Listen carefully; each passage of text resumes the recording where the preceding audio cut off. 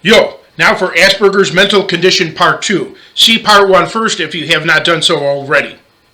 Regardless, I do not defend most Asperger people. Most are antisocial and non-supportive. I only defend the approximately 20% of them who are nice like me. The other 80% are like rotten society. The difference is that Asperger people have a higher average IQ and are more blunt when speaking.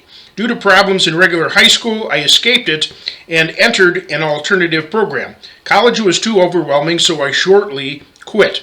Though intelligent and hardworking, I was only allowed low-paying menial jobs. The work was either extremely tedious, dirty, and degrading, like cleaning up mouse droppings, or dangerous. A company had me shred paper for stuffing boxes, which paper contained used Kleenex and half-eaten food with bugs encircling it.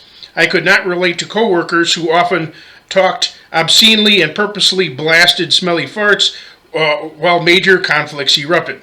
Thankfully, I was able to retire early and be financially secure via my parents, use my writing talent, and escape most problems by simple avoidance. Oddly enough, throughout my life, people declared that I was highly intelligent, yet treated me like I was stupid. Throughout my life, people declared that I was nice, but treated me like I was mean. So, to hell with society!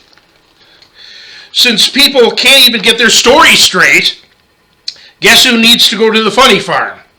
Actually, society is the funny farm. A woman with Asperger's coined the term Aspie, which nickname is now popular for the syndrome. I resent this sissy-sounding name, which cannot be taken seriously.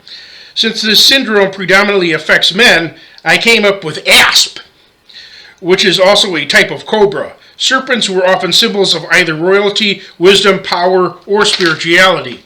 Again, I was not purposely offensive. Rather, I was upset and bewildered as to how to function socially. Though others can avoid social conflicts, people with acute Asperger's or similar disorders cannot change certain behavior patterns. Many with unwanted conditions offend regularly, both by words and actions. It can't be pinpointed, perhaps brainwave conditions or broken sensors somehow fail to differentiate between what is or isn't socially proper. We cannot but see things differently. The authoress of an Asperger's book understood that we often give offense inadvertently. So she thought that Asperger sufferers should apologize whenever this happens, although they feel no need. Yet if you're attempting to burden someone with constantly apologizing for something natural for them, besides their burden of mental disability, well, what about that? Instead, society must become extra tolerant instead of being prejudiced piles of pig shit. Thinking bad about someone becomes self-fulfilling prophecy. As long as we view intelligent people with mental handicaps or personality quirks as evil geniuses, mad scientists, or crazy idiots, cycles of conflict and rejection perpetuate. In an extreme case, a young man with Asperger's killed people with an assault rifle. But although blowing people's brains out of their head is a tragedy, the greater tragedy is the greater waste of brains when society refuses to allow intelligent people to use their brains. If our world continues to shoot down its best and brightest, our world is doomed!